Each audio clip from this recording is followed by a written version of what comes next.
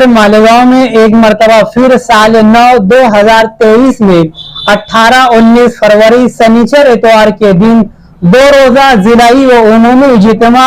Agra road hotel Shimla इन के पीछे मुनाकिद हो रहा है। आज 15 जनवरी को बरोज इतवार के सुबह 11 बजे बुजुर्ग शख्सियत हाजी अब्दुल रहमान सेठ बासठ वाला के मुबारक हाथों से जमीन पर घास की कटाई से इस इज्तिमा गाह के कामों का आगाज रखा गया। इस मौके पर दारुल उलूम मोहम्मदिया के शेख उल हदीस हजरत मौलाना अनीसुर रहमान कासमी साहब ने दुआ की कि ऐ अल्लाह इस इज्तिमा को शर्फ कबूलियत अता फरमा और इस इज्तिमा को कामयाब कर दे। इज्तिमा के फैज़ से आलम इस्लाम में ईमान और हिदायत की हवाओं को चला दे,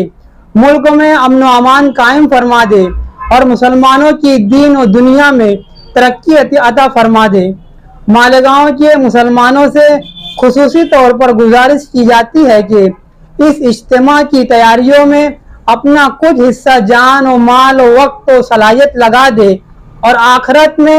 अजर अजीम के मुस्तहिक बन जाए। जमीन की सफाई, पिंडाल का लगाना, वजू खाना, तहारत खाना और गाड़ियों की पार्किंग, खाने के जोन वगैरह के कामों में हिस्सा ले।